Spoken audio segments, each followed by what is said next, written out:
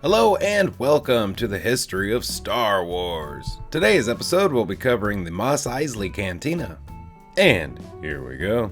Chalmun's Spaceport Cantina, also simply known as Chalmun's Cantina or the Mos Eisley Cantina, was a drinking and dining establishment located in the city of Mos Eisley on the desert world of Tatooine. Although a dimly lit tavern known for frequent outbreaks of violence, it was a popular stopping point for pilots, smugglers, bounty hunters, alien misfits, and renegades.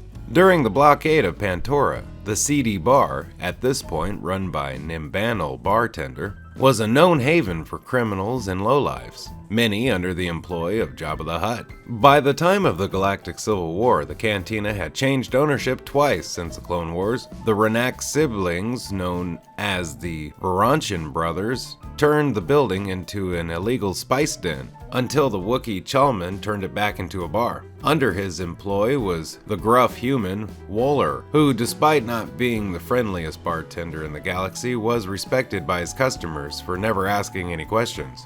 Kenobi and Luke Skywalker came into the cantina shortly before the destruction of Alderaan to charter a course to the doomed planet in order to deliver technical readouts on the Empire's Death Star. After having their droids tossed out due to the cantina's no droid policy, they hired the smuggler Han Solo and his compatriot Chewbacca, who needed a way to pay off their debt to Jabba the Hutt. Their visit was not uneventful. The Jedi Master and his apprentice were harassed and confronted by Dr. Cornelius Evsvan and his thug Ponda Baba, the later of whom lost his arm after provoking Kenobi. After Solo had an altercation with the bounty hunter Greedo, who was eager to collect the bounty on Solo, however, killed him with a single shot. Han then tossed Wurr some credits and left the cantina to prep the Millennium Falcon for the two fugitives. Shortly after the Battle of Yavin, Darth Vader employed Fett to track down and capture the mysterious pilot who destroyed the Death Star.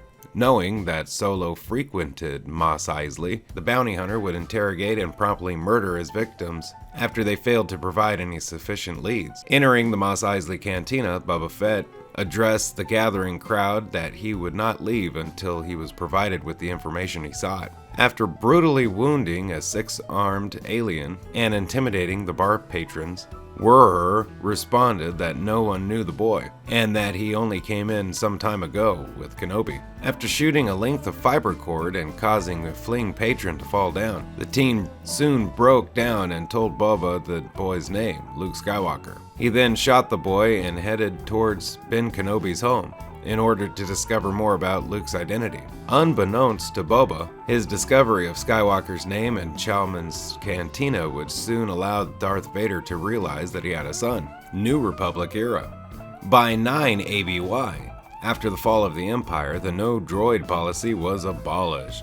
Multiple supervisor droids served as the new bartenders. When the bounty hunter known as the Mandalorian visited the cantina looking for work, one of the droid bartenders stated that the Bounty Hunters Guild no longer operated from Tatooine. He clarified that he operated separately from the guild, but the droid replied stating that no work was available. Hey, thank you for watching the history of Star Wars. Special thanks to Wikipedia and its contributors for all information you heard today. Very special thanks to my Patreons, and to Royalty Free Tube for this fantastic background.